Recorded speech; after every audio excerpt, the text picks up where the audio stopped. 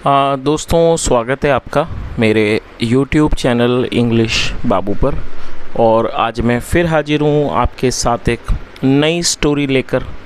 और दोस्तों, आज जो स्टोरी मैं आपके लिए लेकर आया हूँ ये एक शॉर्ट स्टोरी है। बहुत ही मज़ेदार कहानी है। कहानी सुनने में आपको मज़ा आएगा। उसके अलावा दोस्तों, आज की इस स्टोरी में आपको कुछ नए इंग्लिश के वर्ड मीनिंग भी सीखने को मिलेंगे, उनकी करेक्ट प्रोनाउंसिएशन के बारे में पता चलेगा। और हमेशा की तरह जो इसका ग्रामर का पार्ट है उसे बिल्कुल डिटेल में कवर करेंगे, तो एक एक स्ट्रक्चर को आप बड़ी आसानी से सीख पाएंगे। तो चलिए दोस्तों, आज की इस कहानी को हम शुरू करते हैं। और सबसे पहले कहानी का टाइटल देखते हैं। कहानी का टाइटल है the tale of a tailless fox. क्या अर्थ हुआ दोस्तों? यहाँ पर कुछ वर्ड्स एक जैसे लगेंगे आपको, तो आप उनको ध्यान से सुने, साथ में नोट भी करें। TALE, टेल, इसको टेल पढ़ेंगे। इसका मतलब होता है कथा या फिर कहानी, इसे टेल कहा जाता है। स्पेलिंग है TALE। और दोस्तों TAIL, टेल का मतलब होता है पूंछ, इसे भी आप नोट कर लीजिए। TIL टेल मतलब पूंछ, और LESS, तो ये पूरा वर्ड है। टेल लेस का मतलब हुआ कि बिना पूंछ का, मतलब कि पूंछ रहित। लेस का मतलब रहित या फिर बिना, या फिर टेल लेस का मतलब पूंछ रहित या फिर बिना पूंछ का। और फॉक्स का मतलब लोमड़ी। तो क्या अर्थ हुआ? The tale of a tailless fox. क्या अर्थ हुआ कि बिना पूंछ की लोमड़ी की, बिना पूंछ वाली लोमड़ी की कहानी। तो दोस्तों, ये आज की इस कहानी का टाइटल है, शीर्षक है। और अब मैं इसे पढ़ना शुरू करता हूँ। आप लोगों से रिक्वेस्ट है कि आप कहानी को बिल्कुल ध्यान से सुने। यदि आज की कहानी में आपको कोई भी नया शब्द या फिर नया स्ट्रक्चर मिले तो आप उसको नोट करें। और यदि कहानी पसंद आए तो लाइक भी ज़रूर करें। तो चलिए इसको शुरू करते हैं।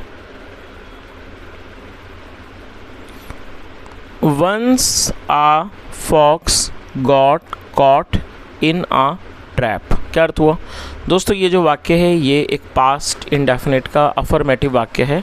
और जब हम पास्ट इंडेफिनिट में कोई भी अफर्मेटिव का वाक्य बनाते हैं तो वहाँ वर्ब की सेकंड फॉर्म का यूज़ किया जाता है। अब दोस्तों, आप में से कई लोग जो ग्रामर के जानकार हैं उन्हें थोड़ा ये वाक्य अजीब सा लगेगा, क्योंकि यहाँ पर 2 बार सेकंड फॉर्म का यूज़ किया गया। देखिए जी, ये जो गॉट है ये गेट की सेकंड फॉर्म है। आप ऑलरेडी जानते हैं गेट का मतलब होता है किसी चीज़ का मिलना या फिर प्राप्त होना। सेकंड फॉर्म है गॉट, तो ये सेकंड फॉर्म है। और दोस्तों, ये जो कॉट है CAUGHT, ये कैच की सेकंड फॉर्म है। आप ऑलरेडी इसकी मीनिंग जानते हैं। कैच का मतलब होता है पकड़ना, और सेकंड फॉर्म है कॉट। तो दोस्तों, आप में से ज़्यादातर लोग जिनको ग्रामर का अनुभव है, जो लोग ग्रामर जानते हैं, उन्हें ऐसा लग रहा होगा कि ये कैसे संभव है कि पास्ट इंडेफिनिट का ये वाक्य है। क्योंकि पास्ट इंडेफिनिट में जब हम अफर्मेटिव का वाक्य बनाएंगे तो वर्ब की सेकंड फॉर्म आती है, लेकिन जो वर्ब की सेकंड फॉर्म आएगी वो तो एक ही बार आएगी। यदि वो 2 वर्ब का भी वाक्य है होगा तब उसमें क्या करना होगा, दूसरी वर्ब जब हम मेंशन करेंगे तो वो टू के बाद फर्स्ट फॉर्म आएगी। तो ऐसा बिल्कुल पॉसिबल नहीं है कि एक ही मतलब बार में वाक्य में 2 बार वर्ब का प्रयोग किया जाए, ऐसा संभव नहीं है। लेकिन दोस्तों, इसका एक रीज़न है, मैं आपको रीज़न बताता हूँ, आप उसको ध्यान से सुने। दोस्तों, यहाँ जो ये कॉट है CAUGHT, ये बात बिल्कुल सच है कि ये जो कॉट है ये कैच की सेकंड फॉर्म है, मतलब कि कैच जो वर्ब है उसकी ये सेकंड फॉर्म है। उसके अलावा दोस्तों, ये जो शब्द है ये एक एडजेक्टिव भी है। तो दोस्तों, यहाँ पर इसको एडजेक्टिव के तौर पर प्रयोग किया गया। अब मैं समझता हूँ आप इस बात को थोड़ा आपको ये बात समझ आ रही होगी, क्योंकि यहाँ पर इसको एडजेक्टिव के तौर पर प्रयोग किया गया, यहाँ पर इसको वर्ब नहीं माना गया है। और जब हम किसी भी एडजेक्टिव को वर्ब बनाना चाहेंगे, उसको वर्ब के रूप में प्रयोग करेंगे, तब दोस्तों हमें एक सपोर्टिंग वर्ब का यूज़ करना होगा। तो यहाँ पर इसको एडजेक्टिव के तौर पर यूज़ किया गया, और इस एडजेक्टिव को वर्ब बनाने के लिए गेट का प्रयोग किया गया, क्योंकि यहाँ पे हमें सपोर्टिंग वर्ब का यूज़ करना होगा इसको वर्ब बनाने के लिए। और ये पास्ट का वाक्य है, इसलिए गेट की सेकंड फॉर्म गॉट लगाई गई है। तो मैं उम्मीद करता हूँ ये बात आपको क्लियरली समझ में आ गई होगी। तो क्या अर्थ हुआ? वंस, एक बार, अ फॉक्स, एक लोमड़ी, गॉट कॉट, फंस गई, इन अ ट्रैप। ट्रैप का मतलब होता है कोई किसी भी तरह का जाल वगैरह, उसे ट्रैप कहा जाता है। तो पूरी लाइन का क्या अर्थ हुआ कि once a fox got caught in a trap, एक बार एक लोमड़ी एक जाल में फंस गई। He somehow managed to free himself but in this effort he lost his tail. क्या अर्थ हुआ? He somehow manage. दोस्तों ये जो वाक्य है ये पास्ट इंडेफिनिट का ही अफर्मेटिव वाक्य है जहाँ पर वर्ब की सेकंड फॉर्म लगाई जाती है। और दोस्तों जैसा मैंने अभी आपको बताया कि जब हम कोई भी ऐसा वाक्य बनाएंगे जहाँ पर हम दो वर्ब का प्रयोग करना चाहते हैं तो पहली वर्ब के बाद हमको टू का यूज़ करना होगा कंजक्शन के रूप में, और टू के बाद जब हम दूसरी वर्ब को मेंशन करेंगे तब हमें हमेशा ही वर्ब की फर्स्ट फॉर्म लगानी होती है। तो आप देख सकते हैं यहाँ पे फर्स्ट फॉर्म लगाई गई है। और दोस्तों FREE फ्री का मतलब होता है मुफ्त का, ये एडजेक्टिव भी है साथ में ये वर्ब भी है। तो यहाँ इस शब्द को वर्ब के रूप में प्रयोग किया गया। फ्री का मतलब होता है किसी को आज़ाद करना, किसी को छोड़ना, किसी को रिहा करना, स्वतंत्र करना। और दोस्तों मैनेज का जो मतलब है वो भी आप समझ लीजिए। देखिए मैनेज का मतलब होता है प्रबंध करना, ऑलरेडी आप इसी को जानते हैं। उसके अलावा दोस्तों जब हम किसी काम को कठिनाई से, मतलब जब कई बार उसको प्रयास करने के बाद अब उस काम को करने में सफल हो जाते हैं, उस वहाँ पर भी मैनेज का यूज़ किया जाता है। तो सफल होने के लिए एक और शब्द है सक्सीड। आप जानते होंगे SUCCEED, सक्सीड मतलब सफल होना। लेकिन दोस्तों मैनेज का मतलब भी सफल होना होता है। अब आप सोचेंगे इन दोनों में क्या फ़र्क है और यहाँ सक्सीड क्यों नहीं लगाया गया? तो दोस्तों इसके अंदर एक फ़र्क है। देखिए सक्सीड होता है सिर्फ सफल होना, लेकिन मैनेज का मतलब क्या होता है कि कई प्रयासों के बाद सफल होना। मान लीजिए मैं कोई ऐसी चीज़, मान लीजिए मैंने कोई एग्ज़ाम दिया और वो एग्ज़ाम में मैं फ़ेल हो गया, लेकिन मैं 3-4 बार मैंने उस एग्ज़ाम को दिया और उसके बाद मैं उसमें पास हो पाया। तो दोस्तों यहाँ पर सक्सीड लगाना सही नहीं होगा, क्योंकि उस एग्ज़ाम को पास करने के लिए मैंने कई बार प्रयास किए, उसके बाद में मैं सफल हुआ। तो यहाँ पर हमें मैनेज का यूज़ करना होगा। तो मैं उम्मीद करता हूँ समझ गए होंगे इस बात को। और ये पास्ट का वाक्य इसलिए सेकेंड फॉर्म लगाई गई है। तो क्या अर्थ हुआ? ही समहाउ, समहाउ मतलब कैसे भी करके, ही समहाउ मैनेज मतलब कैसे भी करके वह सफल हो गया, टू फ्री हिमसेल्फ खुद को आज़ाद करने में, बट लेकिन इन दिस एफर्ट, और दोस्तों एफर्ट एक नाउन है, इसका मतलब प्रयास, लेकिन इस प्रयास में ही लॉस्ट उसने गंवा दी हिज टेल अपनी पूंछ को।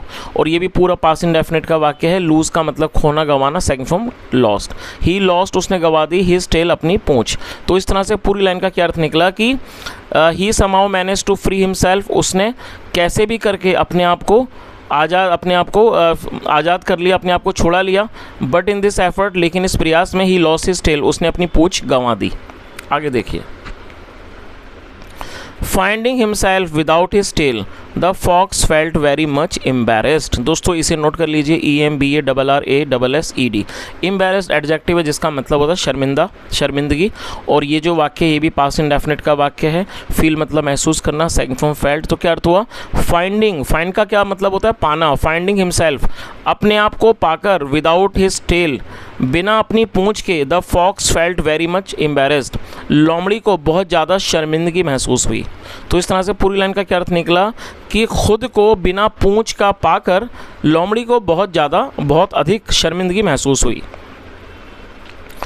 Why should he only move about without a tail? दोस्तों यहाँ should का यूज़ किया गया। should का यूज़ भी आप समझ लीजिए, वाक्यों में सलाह को दर्शाने के लिए यूज़ किया जाता है should का, जब वाक्यों की टेल पर चाहिए जैसे शब्द आएंगे।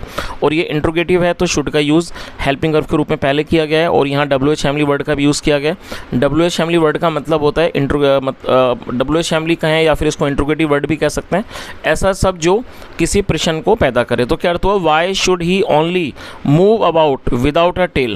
Why should the other foxes too not move about without their tails? The fox thought to himself। दोस्तों पूरा ही सेंटेंस इसको मैं ट्रांसलेट करूँगा तब आपको इसकी मीनिंग समझ में आएगी। Why should he only move about without a tail? Move about होता है इधर उधर घूमना, मतलब उसे बिना पूंछ के क्यों घूमना चाहिए। Why should the other foxes too not move about without their tails? दूसरी लोमड़ियों को बिना पूंछ के इधर उधर क्यों नहीं घूमना चाहिए। The fox thought to himself, लोमड़ी ने मन में सोचा। तो दोस्तों यहाँ तक इस बात को आपको समझ में आ ही गया होगा, जब उसने अपने आप को बिना पूंछ के देखा तो उसे बड़ी शर्मिंदगी महसूस हुई और उसने ऐसा सोचा कि उसे बिना पूंछ के क्यों घूमना चाहिए। और जो दूसरी लोमड़ियाँ हैं, सॉरी इसमें ओनली भी था कि सिर्फ उसे ही बिना पूंछ के क्यों घूमना चाहिए, और जो दूसरी लोमड़ियाँ हैं उन्हें भी बिना पूछ के क्यों नहीं घूमना चाहिए।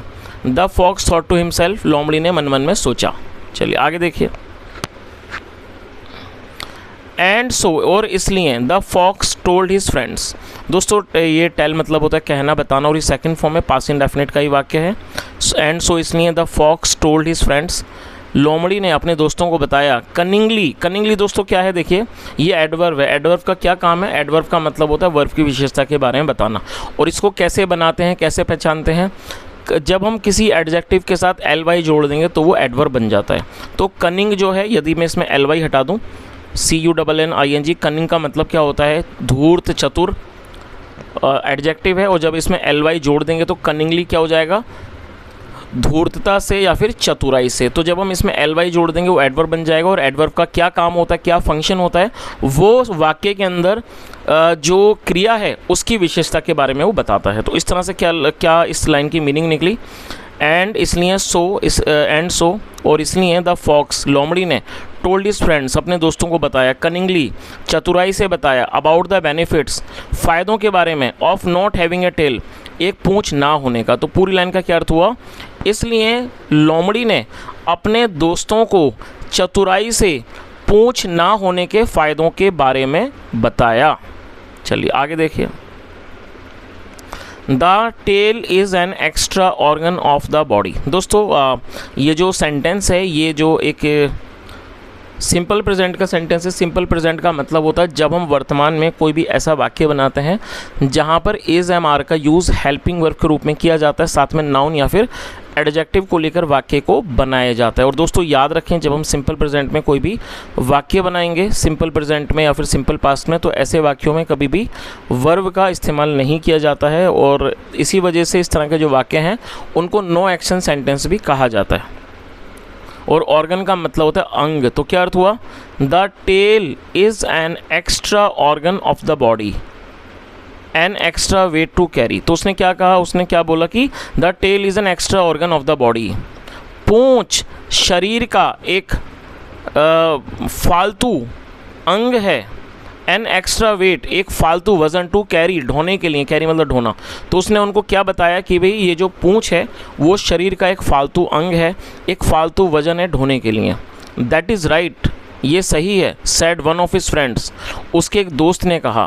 बट लेकिन, देन फिर, वाई इज़ इट दैट, फिर ऐसा क्यों है, that you look so embarrassed without one, कि फिर तुम उसके बिना इतना शर्मिंदा क्यों लग रहे हो, क्यों दिखते हो। चलिए, तो दोस्तों उसके जो इस लोमड़ी के जो दोस्त थे उन्होंने इस बात को पकड़ लिया कि जब इतने सारे बेनिफिट्स हैं पूंछ के ना होने के, तो आप बिना पूंछ के इतने शर्मिंदा क्यों दिखते हो। चलिए, तो दोस्तों ये छोटी सी कहानी थी और मैं उम्मीद करता हूँ कहानी आपको अच्छी लगी होगी। यदि आपको मेरा पढ़ाने का प्रयास भी आपको अच्छा लगा हो, आपसे रिक्वेस्ट है आप इस वीडियो को लाइक करें, शेयर करें, चैनल को भी ज़रूर सब्सक्राइब करें। और उसके अलावा दोस्तों आपसे रिक्वेस्ट है, यदि आप मेरे चैनल पर पहली बार आएँ तो जो भी आपका अनुभव हो कृपया करके ज़रूर बताएं। दोस्तों अच्छा लगता है जब आप बताते हैं कि आपको आज का सेशन कैसा लगा, क्लास कैसी लगी। आपकी बातों से मोटिवेशन मिलता है दोस्तों, और भी अधिक अच्छे वीडियो बनाने का भी प्रेरणा मिलती है। तो यहाँ तक बने रहने के लिए thank you so much. Have a nice day and bye.